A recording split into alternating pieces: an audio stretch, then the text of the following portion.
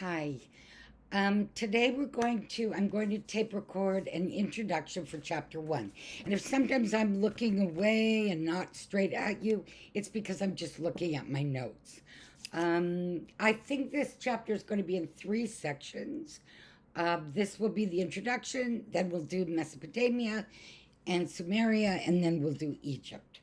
Um, now, Today, I'd like to talk about early civilizations. Your book will back up everything I'm saying, so you'll have a review. And please look at the videos, the inquisitive, anything in the artwork, the maps. The maps are really cool. They're layers. You can just see the cities, you can see the rivers. They're very cool. Okay, so your book opens with the Tower of Babel and a group of individuals or societies getting together to build this fabulous tower, and they succeed by working together.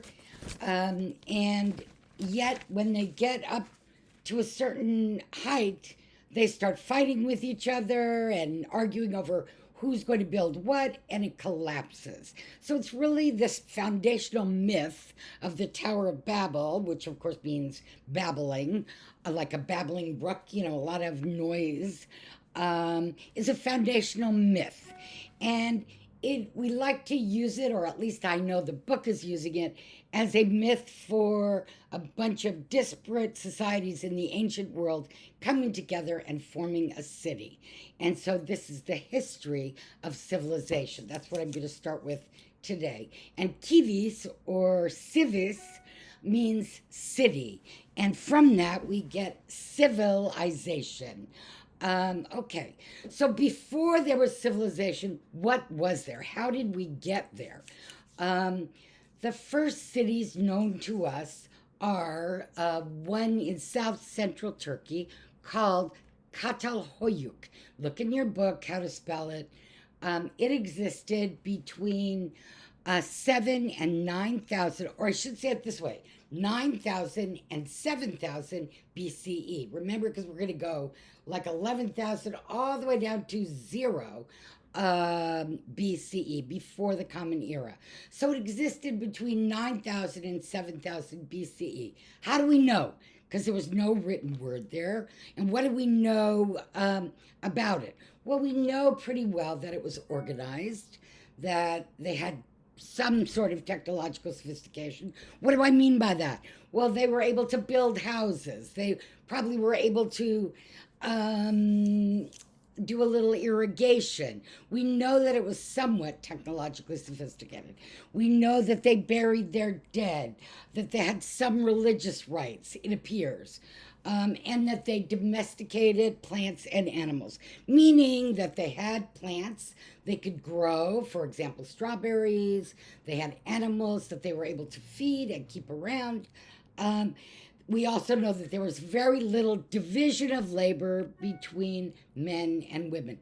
Now, how do we know it? How do we explain Catalhoyuk? Um, this is, as I said, before the written word, and remember this. So we call everything before the written word prehistory, pre-story. So everything before the written word is a spoken story, and we call it prehistory. That's not going to be a reliable primary source before history. So it's called prehistory. So when did people start to write the written word? Just by the way, approximately 3,200 BCE. So remember, we're going this way.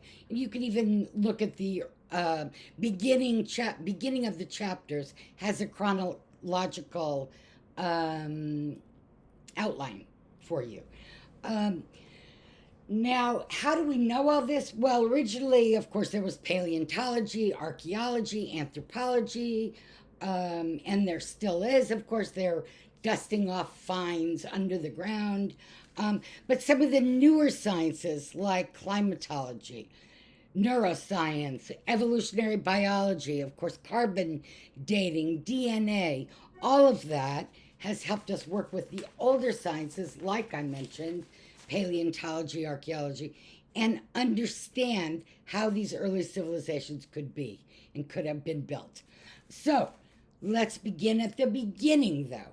Just briefly. I promise I'll be brief. Um, Paleolithic societies existed, that's what we think, before anything. These are the societies, you may know this already, of the Stone Age.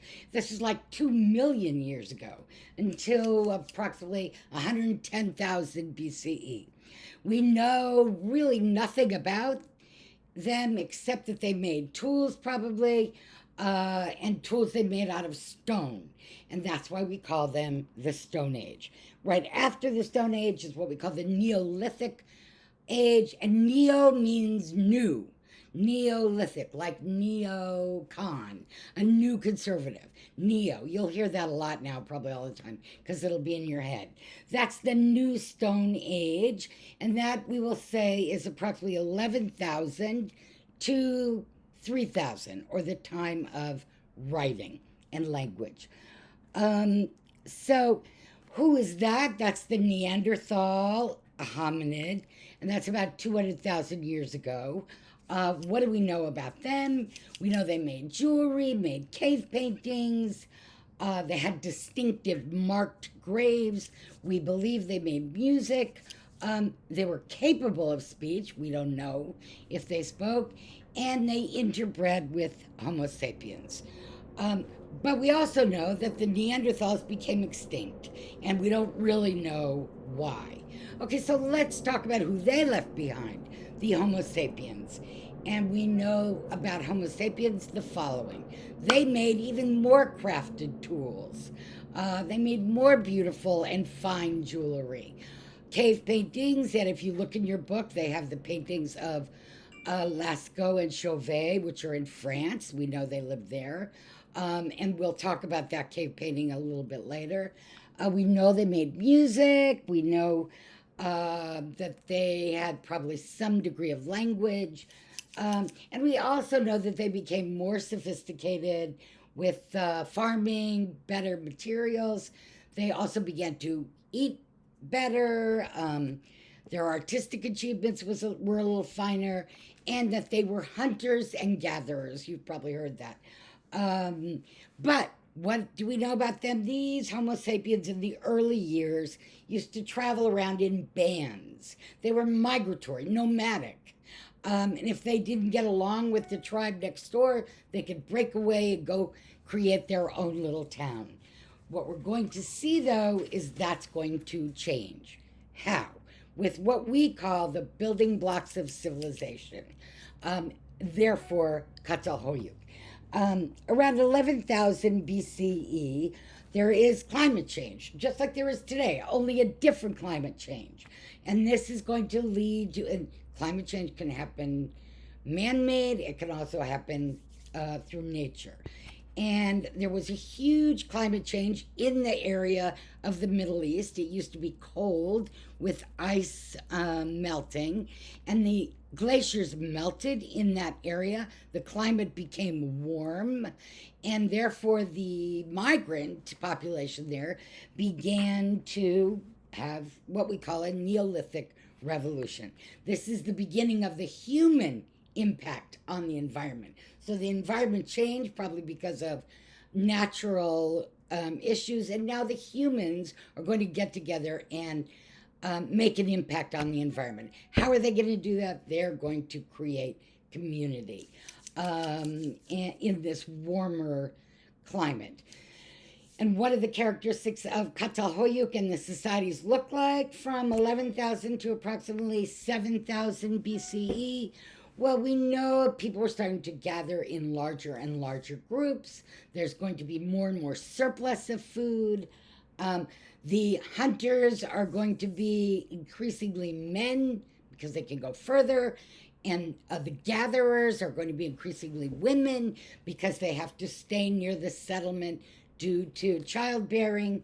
And we know that the spread of disease, because people are living closer together, is even greater. And this has meaning, of course, even for our time right now and the COVID.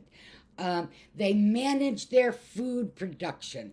So once they've managed their food production, domesticated some animals, begun to store their food, they're going to get healthier because they're going to have better, more constant nutrition. Women are going to have more babies because the women will be healthier and the children will survive, etc. And they can domesticate animals to help them, cows, goats, what have you. Oh, by the way, environmentalists today have said, and I don't know if she says this in the book, but environmentalists say that the world probably since this time has lost 50% of its trees.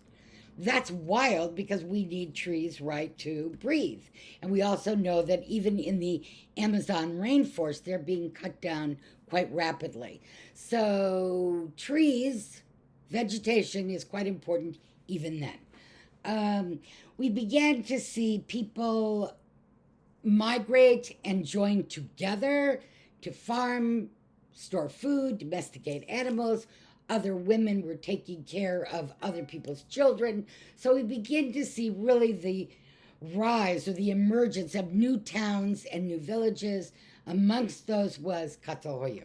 The other one is called Jericho, which, Joshua fit the Battle of Jericho. I'm sure you've all heard about that and you've heard about it in the Bible. Jericho now, of course, is still there. It's in the Middle East, in Israel proper today. And they too were an ancient society, not that far from Catalhoyuk, but in that ancient world, it was quite far because, oops, I lost you for a second. Quite far because if you look in the map, you'll see that they would have had to travel quite far. But we know that Jericho also had approximately 3,000 people crammed into the societies. They built walls and towers around their society, and they had pottery, pretty sophisticated pottery, for cooking, storage, brewing, everything you could imagine, right? But they had storage, they had water, they probably had oil, etc. Just a few things about the social development of these cities. What happens in cities? Well, once you start storing grain within a community, you start to get people who guard the storage are probably going to be more important than somebody who guards the children. Or I shouldn't say that. People who guard the storage and the food, probably more important than the people who guard the pottery.